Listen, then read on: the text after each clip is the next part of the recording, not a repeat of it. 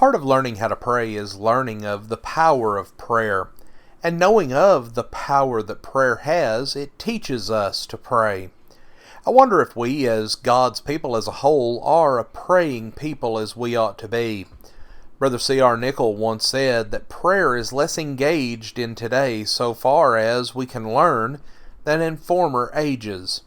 One reason may be that we have failed to recognize the power of prayer.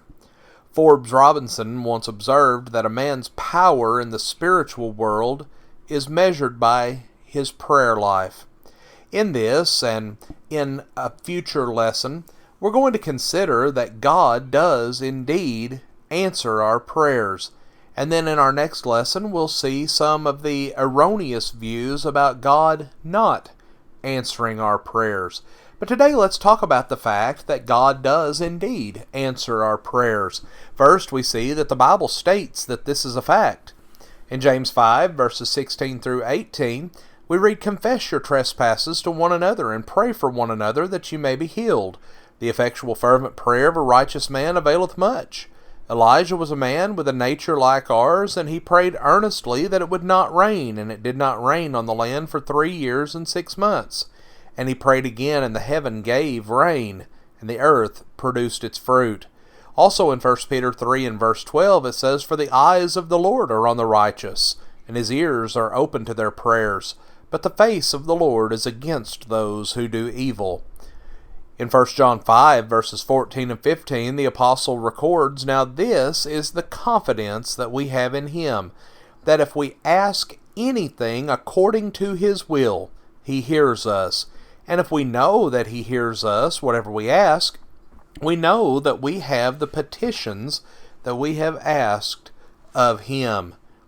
Jesus spoke a parable to emphasize that men always ought to pray and to not lose heart in Luke 18 and verse 1, and at the end of this parable he asked the question, "Nevertheless, when the Son of Man comes, will he really find faith on the earth?" Luke 18 and verse 8. The point that's being made is, will there be people who have sufficient faith to continue to pray? Will people still have faith that God answers their prayers? But also, we need to understand that prayer will accomplish that which is good. James said that the effectual fervent prayer of a righteous man availeth much, James 5:16. He didn't say that it avails to the full extent of our wishes. He didn't say that it avails to grant all the things for which we ask. He did say, though, that it avails much.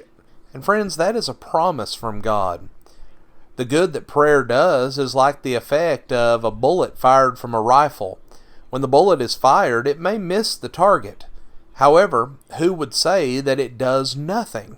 It may do nothing but split open the air and dig up the ground. Yet it still has force. Likewise, every prayer has power.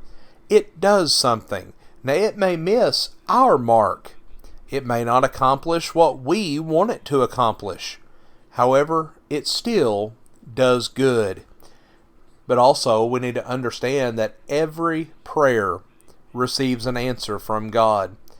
That does not mean that every prayer will be answered immediately, or that every prayer will be answered in the way that we want it to be answered. However, it will be answered according to God's will.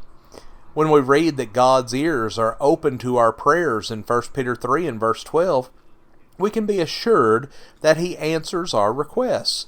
His answer may be yes, it may be no, it might even be wait a while. But God does answer all prayers. And we also need to accept the fact that sometimes the answer to our prayers is no. Paul prayed 3 times that his thorn in the flesh would be removed. And God's answer was no, 2 Corinthians 12, verses 7 through 9. David prayed that his child would not die, but he did, 2 Samuel 12, verses 15 through 23. And sometimes it may be hard for us to understand why God's answer is no. It may be hard for us to accept that answer.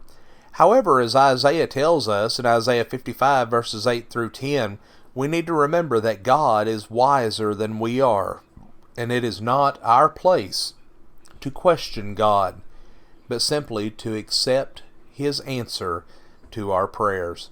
Friends, we thank you for joining us for our program today. Please consider these things and have a blessed day.